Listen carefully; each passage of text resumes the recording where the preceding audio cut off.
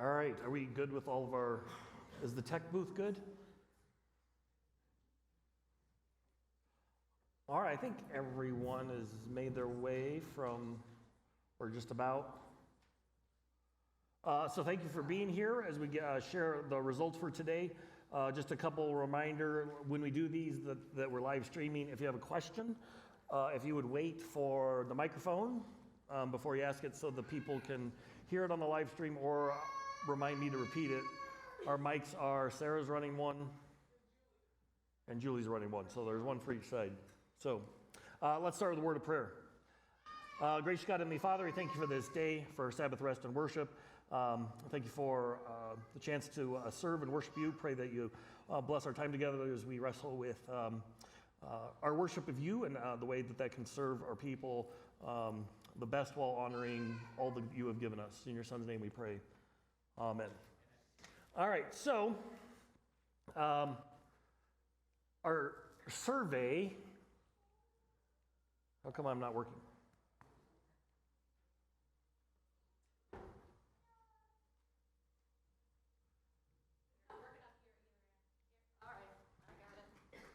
Did we freeze? Oh, good. And now you don't get to know.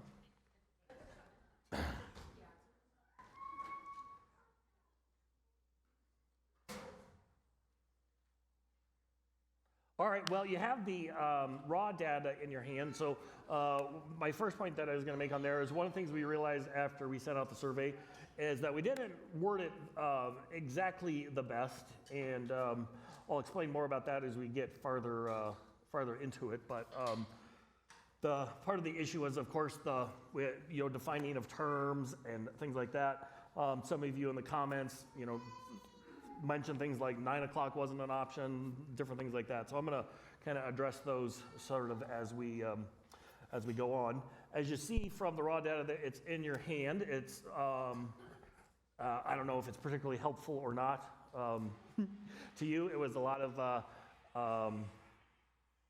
answers that were kind of in the middle, that sort of thing. So I'm going to show you here in a second the way that kind of came together. But just a little background. So, we decided to do this for the summer, and I know that's what everybody signed up for. As we were looking at some of the changes that were coming down the road, we started wrestling with whether or not that'd be something we should continue. But after I had like the 30th person asked me on Sunday morning if we could keep it because they liked it, I thought it was worth doing the survey. And so that's kind of what led us to this point. And that's all I have to say till I have a slide.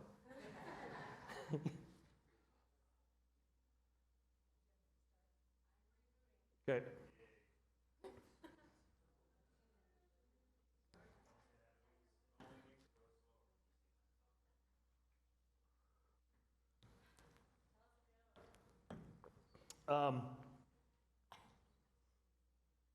You know what Whitney Houston's favorite coordination is? Her favorite coordination. Coordination. You want to know? Hand eye.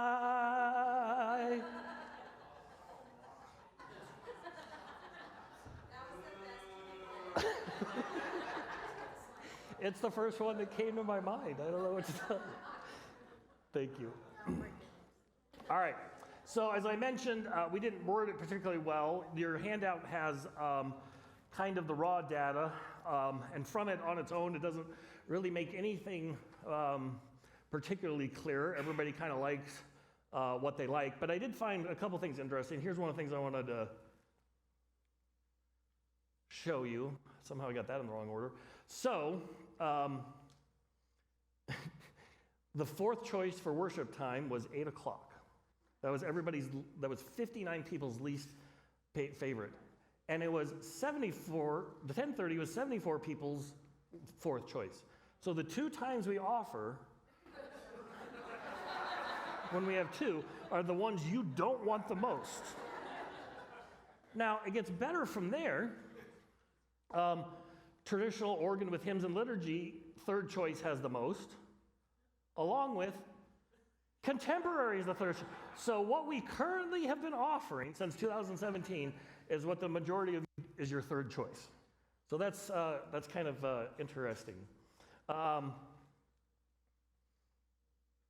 So we had this at the beginning of the survey. So part of this I used for the board, my reports to the board about reaching our ends. And so if you're familiar with that end statement, one of the things we believe is God called us to be welcoming, supportive, uplifting the community. And so we had, these were our answers. We combined the agrees and the strongly agrees and the disagrees, strongly disagrees. So you see where those answers fell out. I didn't mean it to be in that place. So, what the survey told us, though, if you combine the ones with the twos, the fours and the fives, and the first and second choices, you get a picture that looks like this. So people said the worship style, we had 61 who said that was the most important or important. Worship time, we had 55 that said that was the most important or important. A full church was lower. That was interesting because of the people who asked me, anecdotally, are we going to keep doing this? That was one of the things they expressed liking. And then after the first day of the survey, the preventing burnout was like, no one even cared about it. So I'm glad that you rebounded a little bit. The 7 people who had that as less or least important, Sarah has a sign-up sheet for you in the back, and she's going to sign you up for the positions that you want to help us out on. So this kind of became the picture when we combined those things together. Preferred worship time came out this way. So again, at 9:30 a.m. with 10 a.m. right behind it, 8 a.m., and then again, nobody's liked 10:30, which is interesting since we've been doing it since 2003. Preferred style of worship came out as blended, traditional at 55 and contemporary at 50. I found this to be interesting because our contemporary service has gotten to be about twice the size of our traditional, and so maybe that's either just the time you like better or something. I'm not sure. But the blended came out with 92%. How open are you having one service at Summit of Peace? We had 40 very open, 19 somewhat, 24 neutral, 13 not very, and 3 not open to it at all. If it became necessary, would you still attend? 55 said absolutely, 17 probably, 19 neutral, 7 possibly not, and 2 who said absolutely not. So, I kind of mentioned this at the beginning. We were wrestling with a bunch of different things that have been taking place, and so there was actually kind of questions that we were wrestling with. You might call them questions behind the questions. We didn't share them with you because we just wanted you to answer based on, what is your preference. We wanted to know. Obviously, if you're willing to be flexible, that is always appreciated and is helpful. But here's kind of some of the things that we have been wrestling with. One of these is, how do we continue to offer the same things we did in 2019 now with the fact that we have 2 less church workers? That one of those is Alexi, our DCE, who's moving on, just as kind of a reminder of the things that she does. She's the leader for our youth groups, for confirmations, our children's church, our family ministry. That includes things like writing the devotions that go along with the series that we do, helping direct Camp Summit, and leading the women's ministry.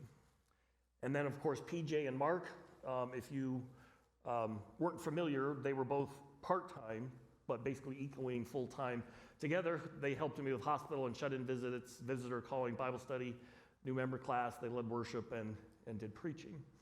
PJ's moved on and has his practice going, and I don't know if you know this, Mark has continued to help, but he donates his time to helping. He doesn't, he's not paid for that, so he just helps us out.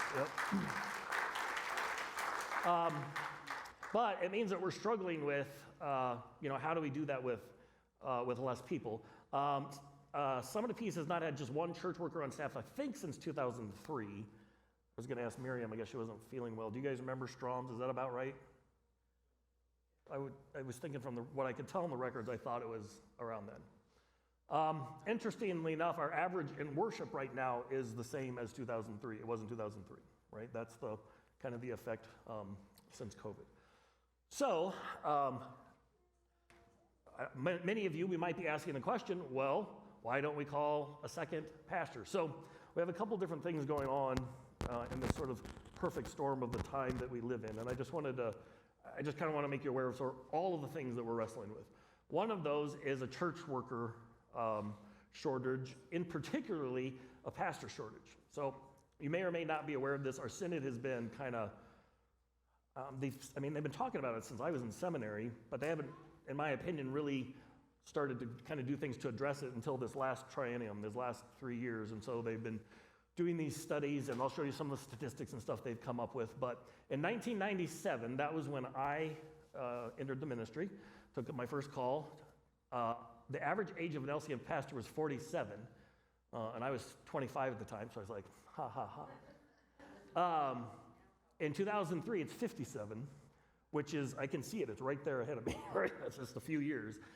Now, what that means, of course, is that you have few people entering the ministry, and you have lots of people retiring. So these next 3 slides are from the Synod itself. So this is the LCMS enrollment statistics for our Concordia University system and the people who are entering professional church work. So that's pre-seminary, that's to become a pastor, Lutheran school teacher, director of Christian education, which is usually youth worker, director of outreach, deaconess, director of parish music, director of family life, parish assistant. I bet some of you have never even heard of that one. But you see the decline from 2004 to 2018, the decline in the number of them that are seeking to enter into the ministry. Another problem that we're facing is the aging of the LCMS. I couldn't figure out a way to blow this up better for you, I apologize. But see the biggest chunk of pie over there at 34%? That is 55 to 64 years old, which means what? They're getting close to retirement. And that the yellow one, that's 12%, that's those that are under 35.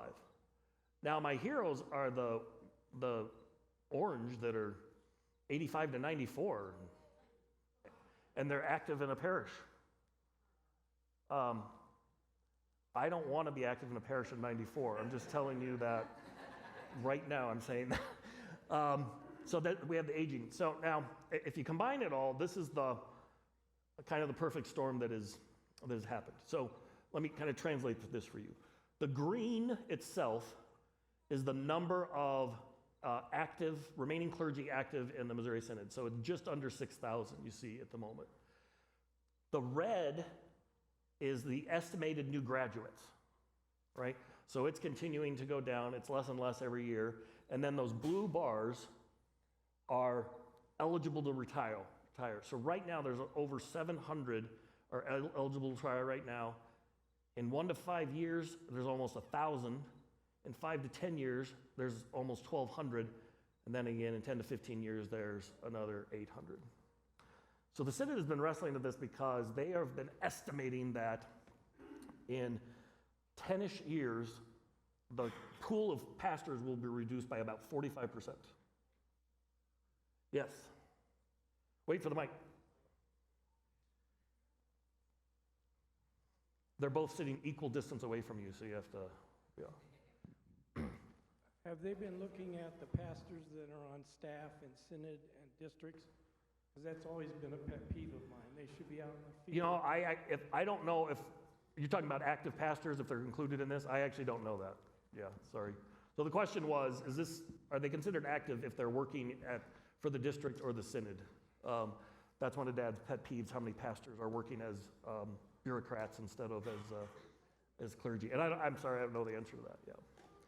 So we're facing this shrinking pool of clergy. I don't know if you've paid attention to this, but the number of pastors who have just quit after COVID, it's skyrocketed. They just were feeling burnt out, depressed. I was going to share with you the numbers, but it's not.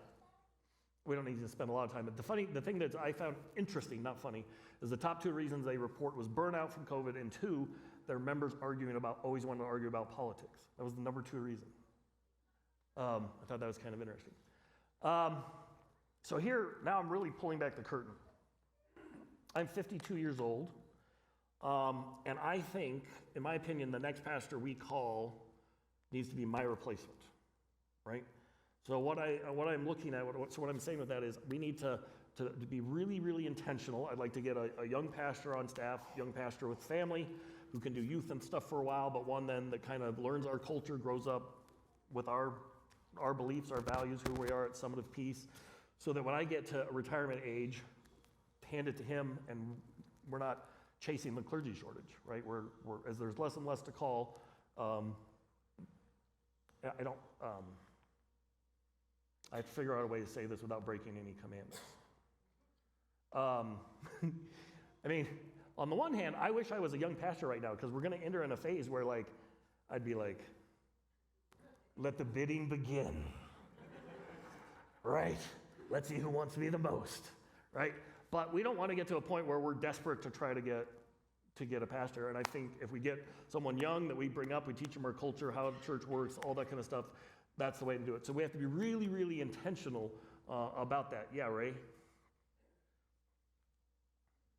I just want to mention that there is a process that LCMS can use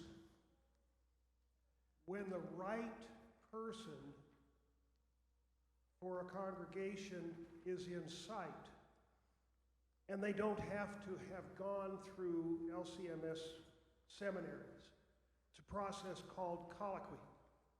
And so I would just... Well, actually, what you're talking about is called SMP, Special Ministry Program. Colloquy is if you come from like a different... That's what I'm... And I'm just saying, okay, yeah. you know, Yeah. it's something to keep in mind in terms of finding the right person who shares our Lutheran theology, but may not be Lutheran.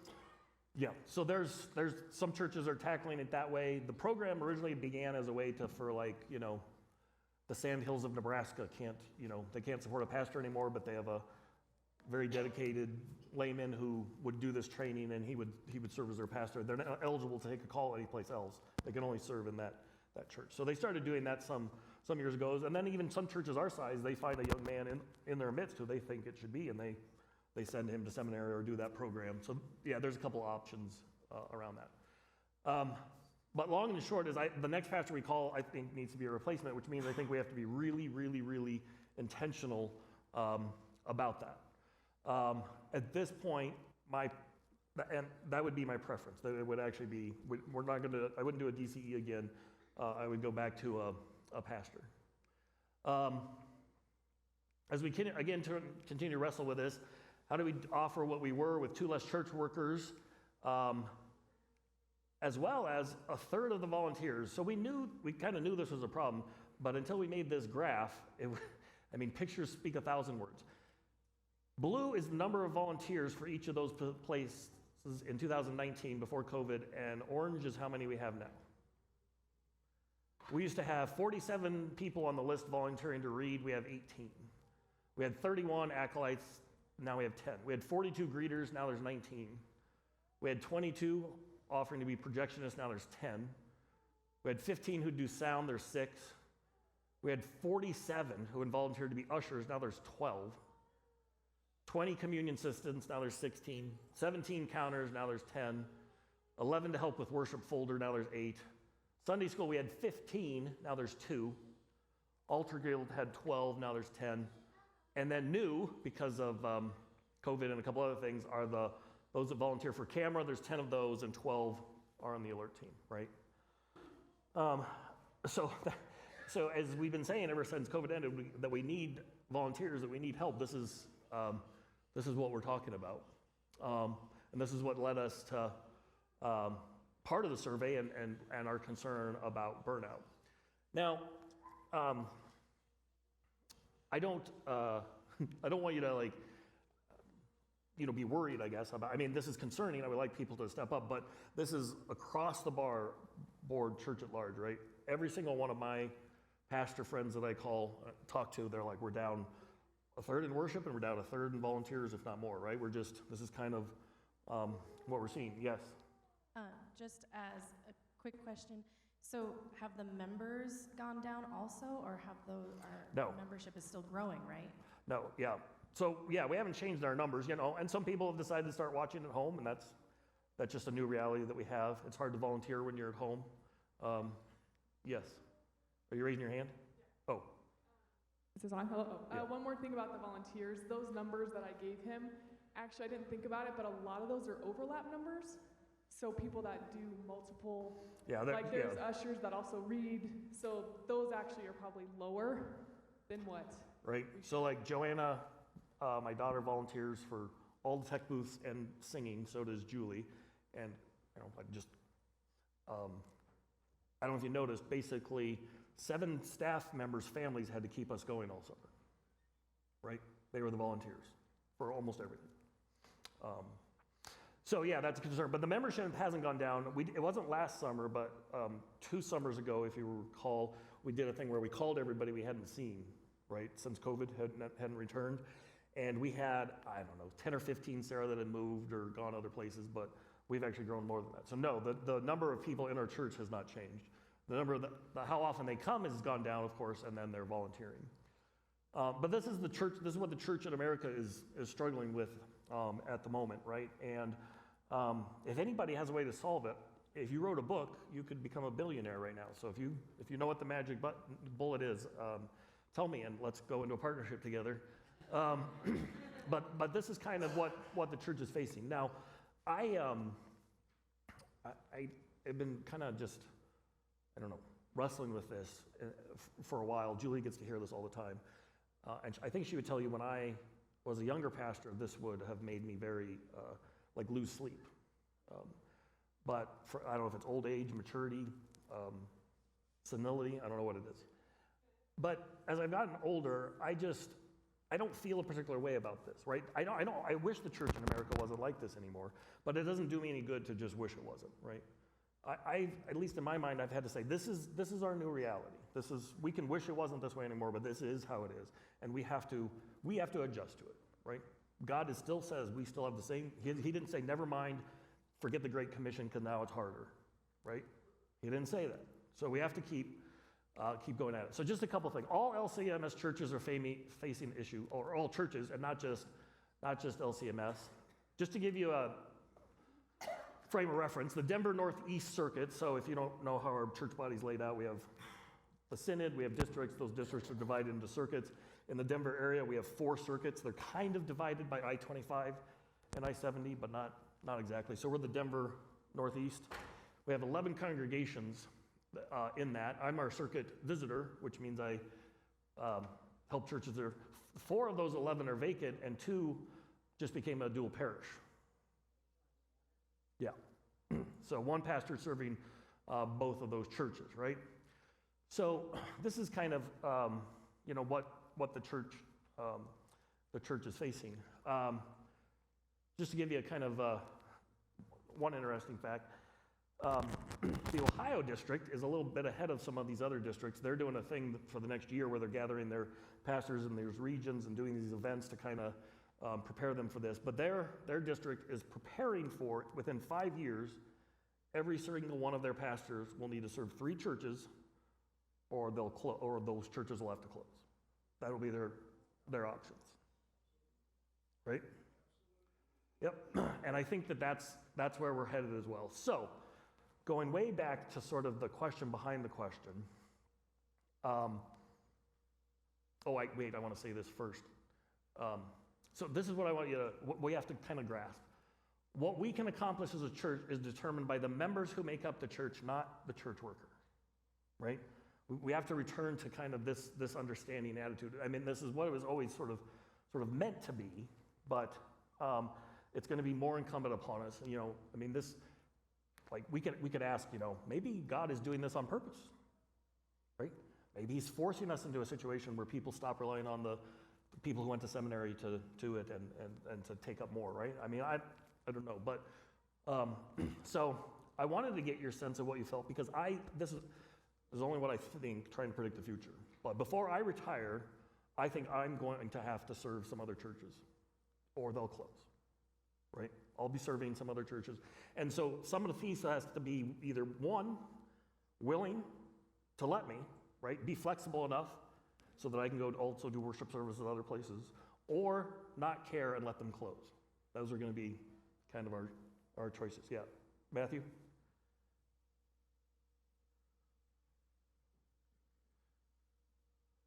could, dropping stuff, could the churches in the area do something more similar to some of the mega churches where like Flatirons and Crossroads and Rocky Mountain, they all have a pastor at one church and they live stream the sermon, and they have the band at their church. Yeah, and there's churches, so as more and more churches are forced into these questions, they're trying so there's some who do that, right, where basically they have second sites, third sites, but there's still a leader there, right? And there still need to be a leader. There need to be someone who can do hospital visits, communion, that kind of stuff. So in the Ohio district, as they're preparing for it, they're talking about all these different things, right? A marriage, a merger, and one kind of like Matthew's described, a multi-site. So what that ends up look like, I can't say. But I did want to know kind of how you felt, because I do think eventually we might be in that place anyway, right? Where we're asking ourselves, do we care enough to keep Gethsemane open or one of these other churches open, which means we have to be flexible. So the moment you've all been waiting for, if you haven't seen this coming, the decision is that we'll keep one worship service. We're going to keep it at 9:30 a.m. Some people asked about some other times, and I'm going to explain here when I get to the comment sections in a second. It's going to be one worship service. We're going to do it at 9:30 a.m. And this is what I'm going to tell you. And I know some of you are already like, you already told me it was only for this summer, so now I don't believe anything you say. But we as a staff need to do this for a year, right? We have got to get our feet under us with Lexi leaving, with just all the changes and volunteers and all that kind of stuff. We need it, right? So I'm not saying that this is forever, but I need it for another year. So we're going to go throughout this year, next summer, and then we'll, in the fall, revisit it. However, it's going to be blended, but it's not going to be like we did, not like we did this summer. I did that because it was a little bit easier and some things like that. But what I think we're going to do is I want to give a little more love to the traditional people. So we're going to do communion every Sunday, which, by the way, means I need more communion assistants, because we can go faster if I have more communion assistants. But we're going to do communion every Sunday, and I'm going to alternate to where we have 2 of them each month will have more of the liturgy in it, right? Like a written confession, absolution, part of the communion liturgy, right? And the other 2 will be kind of like we have done, right? So that was one of the things I got from some of the feedback I got from the comments was they felt they were missing a little of the stuff that they like about the traditional service, and I think that was fair. So it's going to be blended, but it's not going to be like it was this summer. Another thing, so if you don't like the drums in church, that's fine, I understand that. You see over there, the drums aren't very loud over there. You see right there? The drums are really loud right there. So we do have a I don't like drums area where you could, if they're too much, you could be in the I don't like drums section, right? And if you love them, you could, but so it's going to be blended. But like I said, I want to get back some more of the parts of the traditional liturgy that people liked. So a couple of things. I had some comments that said, well, what if we alternate? Like 1 week it's contemporary, the next it's traditional. So there's a couple of challenges with that. I personally think then that you would just come to the ones you like and not come the other times, which I don't think is helpful as a community. But the bigger challenge is actually our musicians. We would lose all our musicians. This is part of their livelihood. And if we said your pay is now half of that, they're all gone. Now, we could say if that was important enough to us, we could do that, but we'd have to build those up again and find musicians who only want to do it a couple times a month. And most of them, like I said, that's part of their livelihood. They like it to be regular. So we thought about, that was one of the things we thought about, and we just didn't think that was realistic. A couple of people said, it was interesting in their comments, they're like, we really like it, but when we get into the winter, what if we run out of room? Praise Jesus. If we run out of room, I will stand and you can have my seat, right? Like, I hope that's a problem. We actually obviously we have more rooms for seats. we have other chairs and stuff, like we can bring in here, so we can make it work. We are not close to our max of 280 or whatever it is in here. So that's not a concern. Now, we haven't scheduled it, but I'm anticipating, like, when it comes to Easter, we'll go back to having multiple services so that we can fit everybody in, right? Does that make sense? People, what about 9 or some other time? So one of the things that going forward that we need to do, one of the things I've struggled with the 8 and 10:30, since it's only been me, is people want Bible study, but I also need to do like new member classes, right? I talked about this last winter, and we didn't really have any lay people who wanted to lead any Bible studies, and that's fine. So going forward, if we have one service, I need to be able to do a Bible study before, and I need to do a new member after. And I don't think we can do a 7:30 Bible study, right? And I can't do a 11:30 new member. It makes my windows. You understand what I'm saying? I need it to be, and so 9. Because I need some time in between Bible study and worship to get ready. So that'd be like a 7:30, 7:45 Bible study. And I just don't think anybody's going to really like that. So that's kind of why the 9:30 really is the sweet spot. I don't know if you know that it's the most popular time to have a worship service in America. Did you know that? Yeah. So we're joining the crowd. At least for now. So that's and so again, like 10 or 10:30,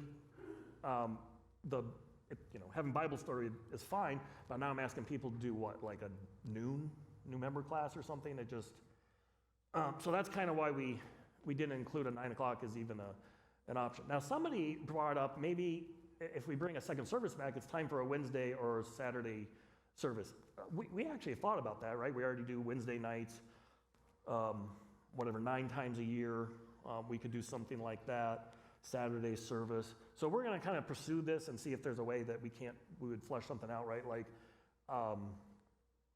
because as we think about it, I think to myself, oh yeah, well, we could do Wednesday all winter, but I think a lot of there are people who because we usually do that traditional, don't want to drive at night. So I'm not sure, does that solve it? Do I need a 5 p.m. on Saturday? So we're going to try to wrestle with this and see if that doesn't actually become doable once I understand more who would be interested. Now, my favorite comment was,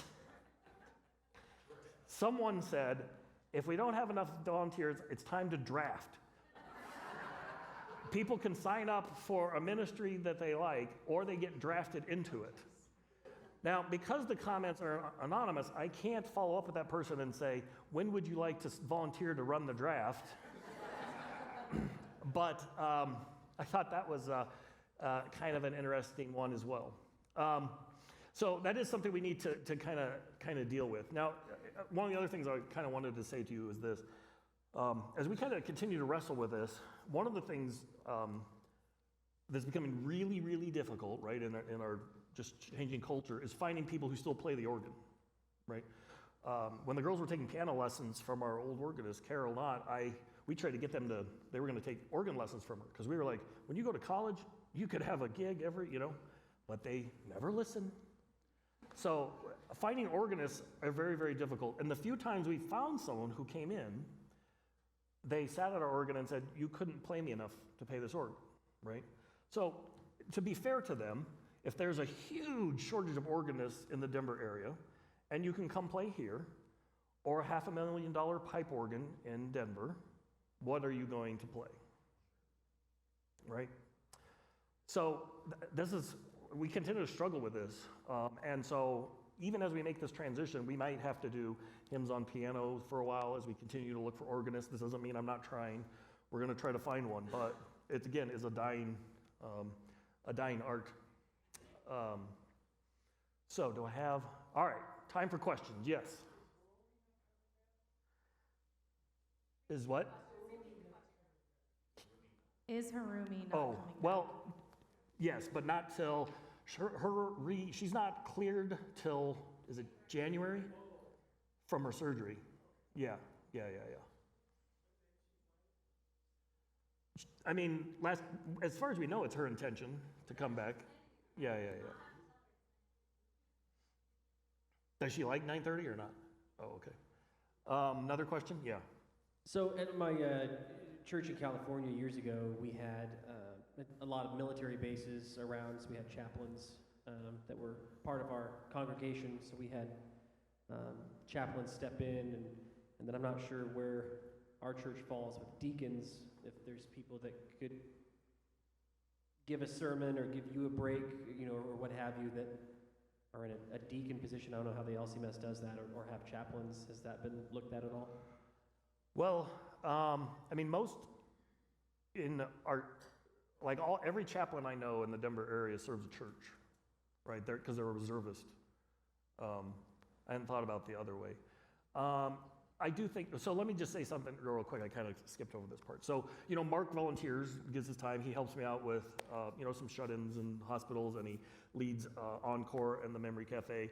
And then when he's around, he helps serve. But I'm not comfortable even asking him in retirement to say, will you stick around for 8 weeks?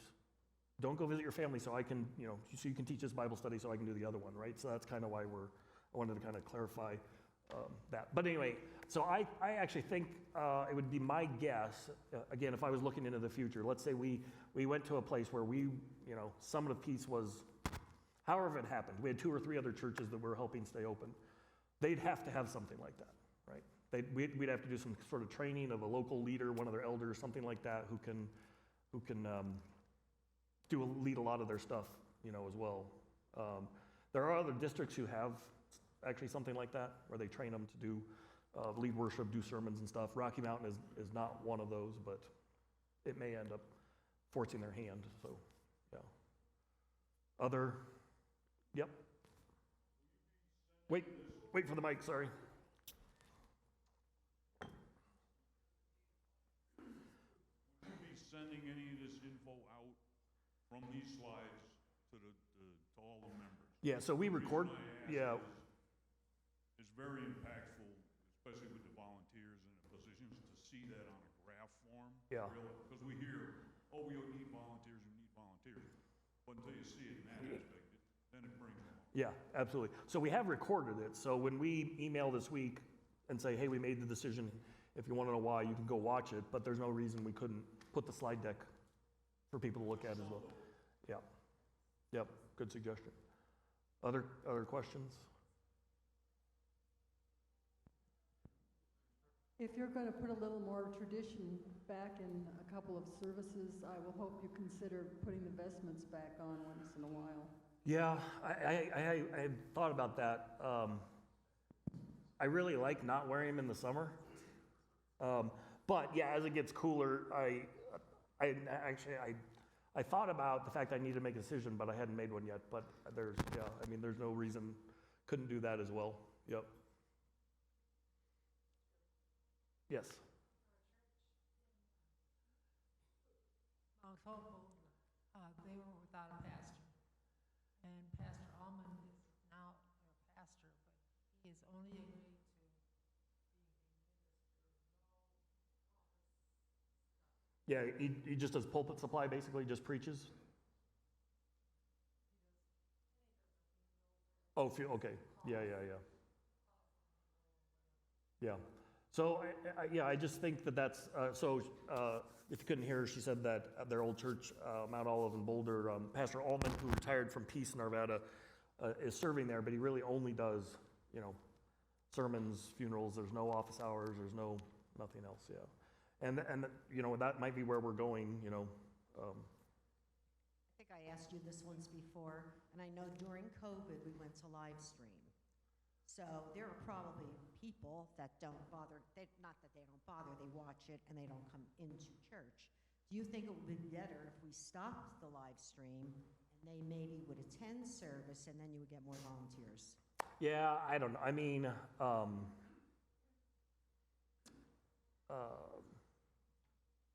did Bev Peterson didn't stay in here? Okay. So, yeah. So as a flight attendant, I'm sometimes gone a lot, and so I do like to hop on. I know there's a lot of traveling nurses or other folks that can't be here every Sunday due to our work schedules or what have you. Yeah, so that's kind of that's gonna be my same answer. There's enough people who I think use it, so Bev was just here telling me she loves this time because of how much easier, but she said in the winter, You know, when it's dangerous, she doesn't want to drive, she'll be watching. So there's just too many people who benefit from it. I don't want to do that. Yeah. And from my experience, many of the people who watch are over 65, and because of illness, disease, recovering from something, ditto on the winter, are those people that would not come. The number of thank yous for putting it online, is way high. Yeah. In fact, there was a couple comments. My demographic. Yeah. There's a couple comments that said, I don't care what you do as long as you keep live streaming. So I was like, we weren't planning on not doing that, but yeah. Here, wait real quick for the, wait.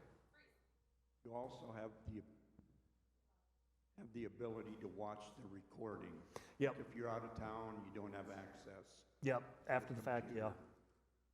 So, I mean, we could always record and not live stream, but to me, you might as well just do both. Yeah, Gary? Well, let me take a deep breath. I got you, and I got my daughter that works here, but volunteering and we're burnt out. How can you get burnout if you are an usher once or twice a month for an hour? That just amazes me that that's what I hear, and these things pop out because of burnout, trying to get enough people. Well, I think it's, yeah. It's just ridiculous. I think it's sad. burnout from the people who are volunteering. Yeah. That's what I'm saying. Yeah. I'll do it every week. You're talking about once a month, twice a month sometimes. People, if you haven't signed up, you need to sign up. There's nothing to it, but I'm sorry. No, I understand. It's unbelievable. Burnout. Well, I think that Burnout. we created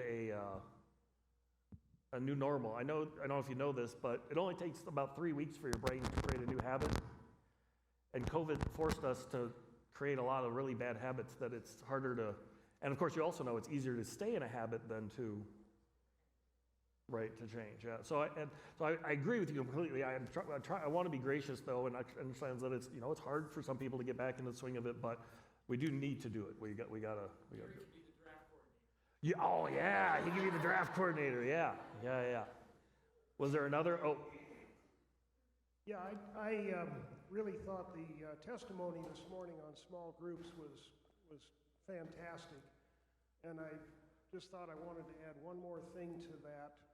That one of the things about small groups when we're looking at a situation is how do we do ministry?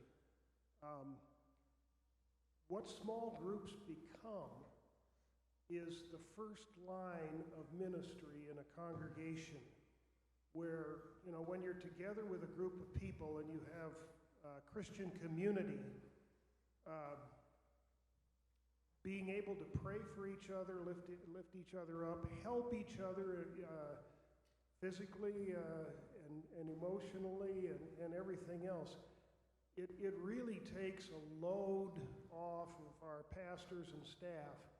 And the way that I've always looked at it is there comes a point when maybe there needs to be a referral, but otherwise the small group can be a tremendous asset in terms of ministry to others in the congregation. Yep. And actually, one of the things we're going to do, we're going to encourage our life groups going forward to think about doing it together, right? Because if you think about it, a regular-sized life group could take a Sunday and they would cover all the positions, right? You could say, hey, why don't we all just volunteer once, this quarter or something and cover the whole thing? Yeah. Okay, my if you put out a questionnaire and said to everybody in the church, we're going to ask you to volunteer once a month. That's being part of our church. I look at my granddaughter swims, and if their parents don't volunteer, it's like $800 more for them to swim for the season. They have so many hours that they have to volunteer. I mean, if you just took raise your hands now, if everyone said, okay, you have to volunteer once a month. How many people would be willing to volunteer? Well, I will tell you that I also think that I'm preaching to the choir at the moment. I mean, your attendance here tells me that you are invested enough that you're probably volunteering, so I would, yeah, I mean, I think that's a little of our issue, but, yeah. Other questions or comments? All right, well, thank you very much. Just a reminder of a couple things. We will have this up on our website, and we're going to send it on email. So if you want to go back and look at anything, if you have know people who weren't here who are like, why are they doing this? You can say, here, go watch this. So I appreciate your feedback. Oh, I know the last thing I was going to say is if I ever do a survey again, I'm taking out the comment section. Some of you have gotten way too used to commenting anonymously on websites. And are kind of mean, but no, I'm kidding. But yeah, so there's going to be some more as we try to answer a couple of those other things, like what about a weeknight or Saturday, those some other things. So we appreciate your participation. We appreciate your being here. Thank you for your support of us and patience and understanding. So God bless.